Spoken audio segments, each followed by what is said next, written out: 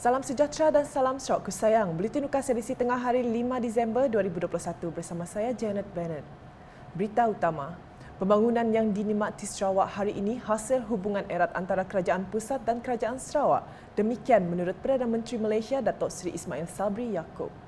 Katanya hubungan erat itu perlu dikekalkan untuk memastikan pembangunan di negeri ini dapat diteruskan demi kepentingan rakyat. Tegas beliau, tanpa kerjasama yang kukuh sukar untuk kerajaan pusat melaksanakan agenda pembangunan di Sarawak. Kerajaan Sarawak, kerajaan negeri dengan kerajaan persekutuan mesti mempunyai hubungan yang rapat, kalau tidak memang sukar untuk diteruskan pembangunan demi kepentingan rakyat. Jadi tadi Datuk Patinggi Ketua Menteri ada menyebut apabila kerajaan bertukar di peringkat persekutuan, sukar untuk meneruskan pembangunan. Saya tahu di banyak negeri, banyak projek-projek yang telah diluluskan oleh kerajaan negeri ditarik balik dan sebagainya. Kerana tidak ada persefahaman antara kerajaan persekutuan dan negeri. Sebab itu tak boleh berubah. Kerajaan persekutuan mesti sama, kerajaan negeri mesti sama, barulah hasil pembangunan itu dapat dinikmati oleh rakyat di negeri tersebut. Perdana Menteri berkata demikian semasa menyampaikan amanatnya pada Majlis Makan Malam Pemimpin Bersama Rakyat di Hotel Pullman Kuching pada Sabtu. Justru jelasnya menjadi tanggungjawab pemimpin di peringkat akar umbi untuk membantu dalam memastikan kepimpinan Ketua Menteri Datuk Patinggi Tan Sri Dr. Abang Abdul Rahman Zaharitun atau Abang Openg untuk terus kekal selepas pilihan raya negeri ke-12 PRN Sarawak nanti. Kita telah pun mengenal pasti 1022 sekolah daif untuk dinaik taraf dan dibaik pulih, dan kita akan peruntukan yang besar untuk memastikan sekolah daif dapat dinaik taraf dan sama ada diperbaiki ataupun dibina baru di seluruh Sarawak ini. Sebab saya kata sekolah pendidikan tidak boleh berkompromi dari segi pendidikan. Kerana sekolah yang selesa tentulah akan memberikan semangat kepada pelajar untuk meneruskan pembelajaran mereka. Ujarnya lagi, kerajaan pusat tidak berkompromi dalam bidang pendidikan dengan mengenal pasti sejumlah 1022 sekolah daif di seluruh Sarawak untuk dinaik taraf dan dibaik pulih dengan segera. Kita telah pun mengenal pasti 1022 sekolah daif untuk dinaik taraf dan dibaik pulih, dan kita akan peruntukan yang besar untuk memastikan sekolah daif dapat dinaik taraf dan sama ada diperbaiki ataupun dibina baru di seluruh Sarawak ini. Sebab saya kata sekolah pendidikan tidak boleh berkompromi dari segi pendidikan. Kerana sekolah yang selesa tentulah akan memberikan semangat kepada pelajar untuk meneruskan pembelajaran mereka. Seterusnya, hubungan baik Kerajaan Persekutuan dan Kerajaan Sarawak perlu dikekalkan demi kesinambungan pembangunan khususnya di luar bandar. Perdana Menteri Datuk Seri Ismail Sabri Yaakob berkata hubungan itu dapat diperkukuhkan lagi dengan sokongan rakyat Sarawak kepada kepimpinan Ketua Menteri Datuk Patinggi Tan Sri Dr. Abang Abdul Rahman Zaharitun Datuk Abang Openg yang telah diterjemahkan pada pilihan raya negeri ke-12 PRN 12 Sarawak akan datang. Dan saya lebih senang, lebih mudah kerja saya sebab Ketua Menteri Sarawak Abang Jo adalah sahabat saya. Jadi sebab itulah kali ini pun saya harap jangan membuat keputusan yang silap. Banyak lagi yang nak lulus ini takkan dapat dilaksanakan kalau lain pemerintah negeri dengan pemerintah pusat. Jadi saya harap orang Sarawak, Kapit, pilihlah yang betul-betul supaya mempermudahkan urusan antara kerajaan federal dengan kerajaan negeri. Dan hubungan baik saya dengan Abang Jo selaku Ketua Menteri Sarawak. Beliau berkata demikian semasa Majlis Pemimpin Bersama Rakyat di Kapit pada Sabtu. Dalam pada itu, Perdana Menteri juga menangkis tomahan pembangkang yang cuba memainkan sentimen menggambarkan kerajaan persekutuan tidak mempedulikan nasib rakyat di Sarawak. Pihak kerajaan sentiasa memberikan tumpuan kepada rakyat di Sarawak ini. Waktu saya jadi Menteri Pembangunan Luar Bandar, KKW, 50% daripada projek pembangunan luar bandar saya peruntukkan untuk Sarawak dan juga Sabah. Dan di bawah RMK 12, 50% daripada peruntukan kerajaan akan diperuntukkan kepada Sabah, Sarawak dan 4 negeri lain di Semenanjung. Jadi ini jelas menunjukkan bahawa pihak kerajaan sentiasa memberikan keutamaan kepada penduduk di Sarawak ini. Pada majlis yang sama, Perdana Menteri turut meluluskan 2 buah projek berjumlah lebih 20 juta ringgit untuk penduduk Kapit. Jalan pintas daripada airport Kapit. Airport Kapit. Air Street. Sebanyak 20 juta. Ini untuk mengelakkan kesesakan. Saya luluskan 20 juta. Yang kedua, cadangan untuk menaik taraf hospital Kapit untuk kegunaan hemodialisis untuk pesakit buah pinggang.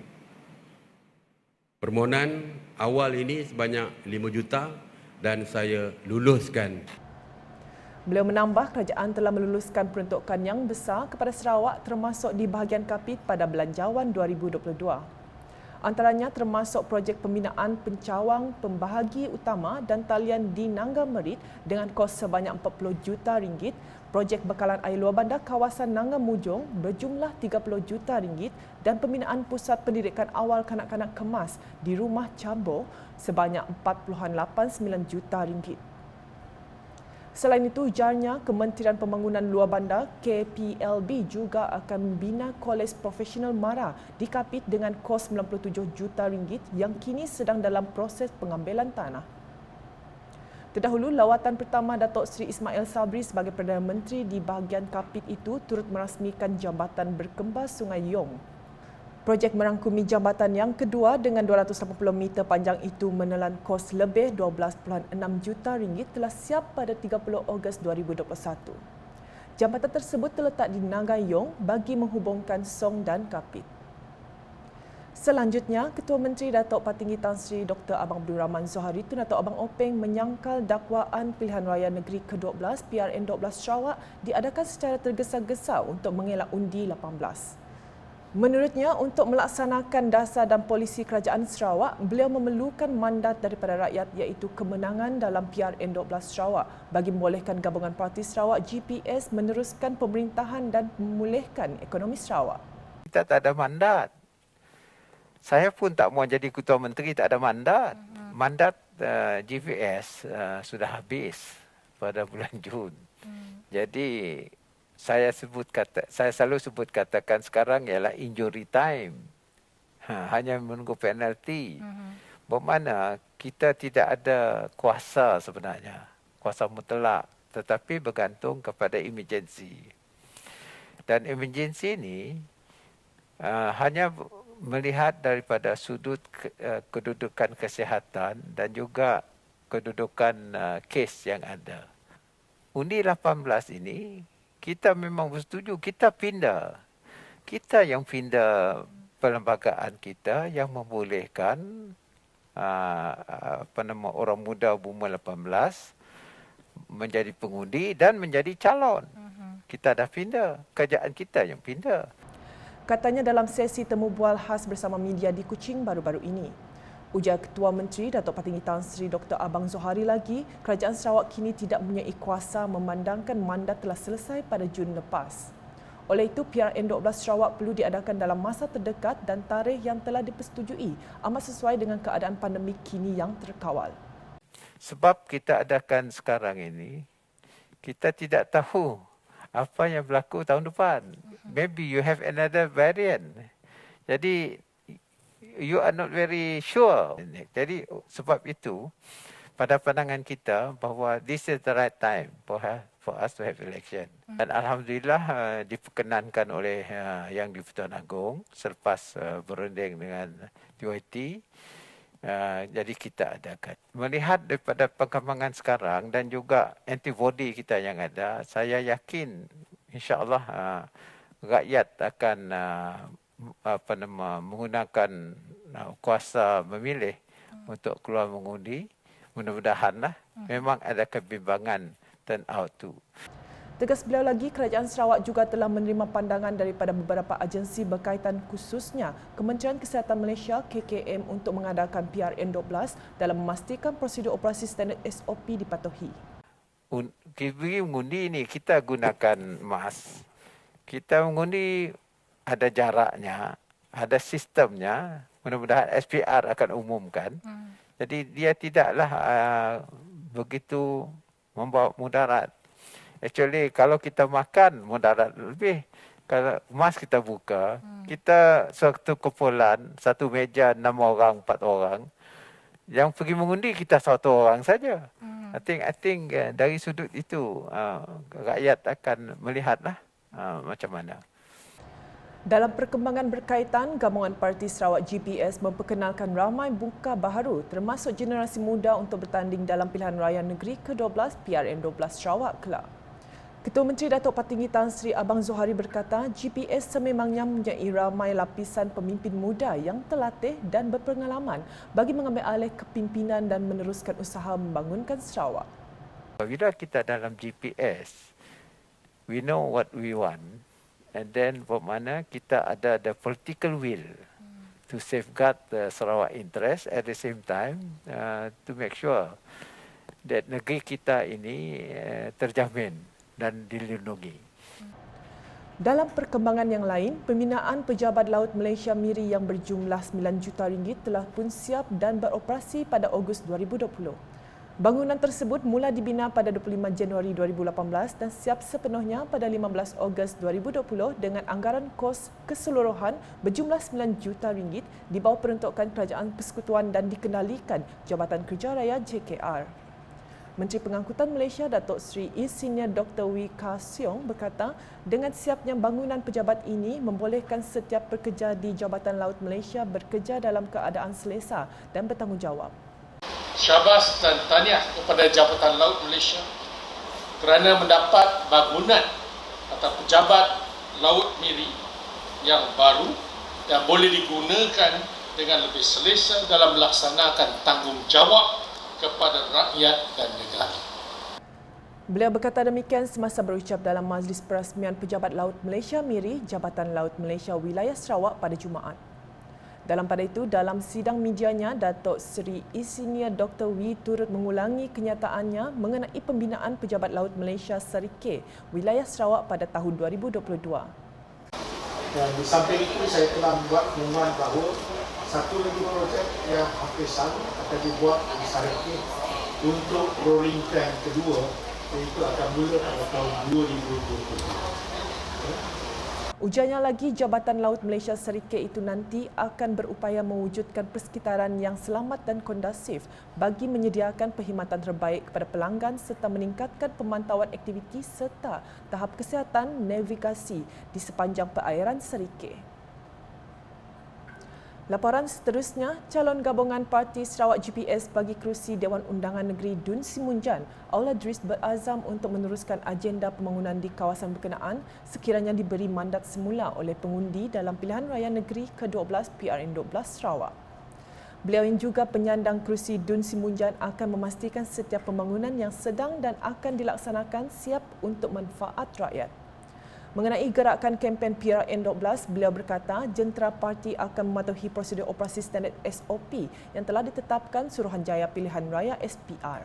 Hari Jumaat 3 hari bulan 3 jam 3.30 petang saya berada di Kuching dan sahihlah saya masih kekal sebagai kanun 2059 seperti mana watikah yang saya terima petang kemarin. Jadi saya rasa bersyukur di atas rantikan itu, dan di sini saya menunggu adik kakak semua agar dapat memberi mandat yang sepenuhnya untuk saya membawa hujan yang lebih cemerlang di masa hari-hari ke hadapan.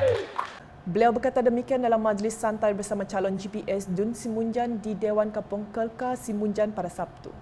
Dalam pada itu, beliau merakamkan penghargaan kepada pengurusi GPS Datuk Patinggi Tan Sri Dr. Abang Abdul Rahman Zuhari Tun Datuk Abang Openg kerana memberi kepercayaan sekali lagi kepadanya untuk membawa panji GPS pada PRN 12 Kelang. Untuk rekod, Allah telah memenangi PRN 11 pada 2016 dengan majoriti 2,712 undi selepas memperoleh 4,101 undi. Beliau menewaskan calon Parti Keadilan Rakyat PKR Jamilah Barudin yang memperoleh 1,389 undi dan calon bebas Hipni Kaini 275 undi. Beralih ke laporan COVID-19, Jawatankuasa Pengurusan Bencana Negeri JPBN Sarawak menerusi kenyataan medianya pada Sabtu melaporkan sebanyak 104 kes positif baru telah dikesan di 18 daerah di Sarawak, menjadikan jumlah kumulatifnya setakat ini terus meningkat kepada 251,142 kes. Daripada 104 kes positif baru COVID-19, sebanyak 101 kes dalam kategori klinikal 1 dan 2, manakala 3 kes lagi dalam kategori klinikal 4 dan 5. Berikut 18 daerah di Sarawak yang dikesan positif COVID-19.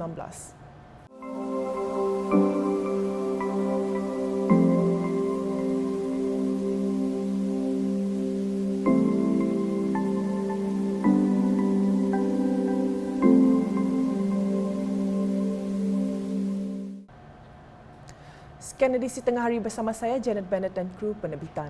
Berita lebih lanjut boleh didapati di semua platform media sosial UKAS termasuk portal ukas.sarawak.gov.my dan pastikan anda subscribe ke channel di YouTube. Sebelum mengakhiri buletin Tengah Hari, bersempena berlangsungnya Pilihan Raya Negeri Sarawak ke-12 PRN 12, edisi khas PRN 12 akan mula bersiaran mulai 6 Disember hingga 18 Disember 2021 pada jam 7 malam setiap hari bagi memaparkan bahan-bahan berita berkaitan pilihan raya dari seluruh negeri Sarawak. Salam UKAS.